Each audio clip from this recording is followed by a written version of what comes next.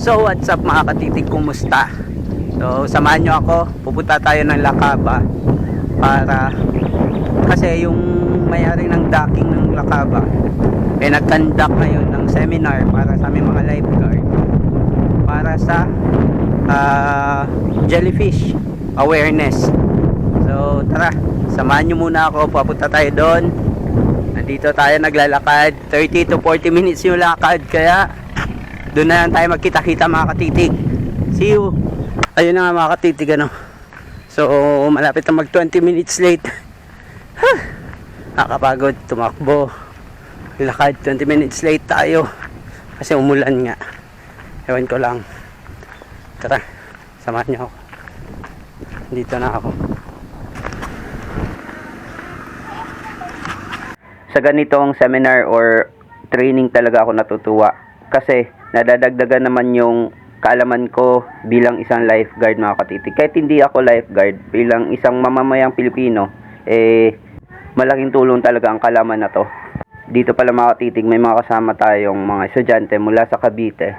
Dito naman mga katitig, ang ginagawa ng instructor ay de-demo sa amin kung paano nga balinisan yung area na dinampian ng jellyfish.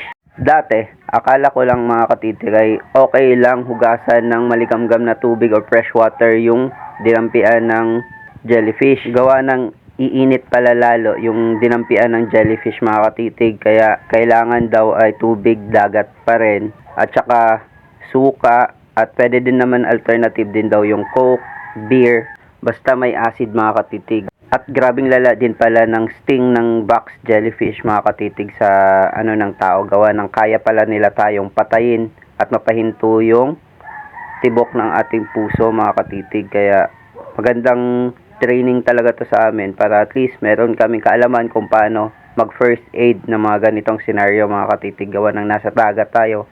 May nabasa ako, don't stop learning.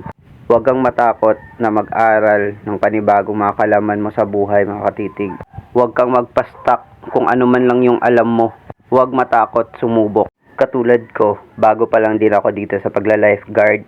Wala pa masyadong alam sa first aid. Puro basic pa lang, pero di ako tumigil na mag-aral ng mga bagong kaalaman tungkol dito sa pag-first aid, sa pagla-lifeguard, at kung ano-ano man sa buhay mga katitig. Ika nga ni Kuya Kim, di ba? Ligtas ang may alam. Pagkatapos sa seminar, hindi talaga mawawala ang merienda mga katitig. Yan yung pinaka hinihintay ko. Salamat pala sa amo namin na si Ma'am Teresa, tapos sa may-ari ng Lakaba. Ma'am, salamat sa ganitong mga gawain. Nadagdagan yung mga kaalaman namin bilang isang lifeguard at tagapagligtas ng buhay sa dagat mga. I hope mas marami pang seminar na madaluhan ko para mas madagdagan yung kaalaman ko bilang isang lifeguard. So hanggang dito na lang mga katitig. Hanggang sa muli. Paalam. Sana all.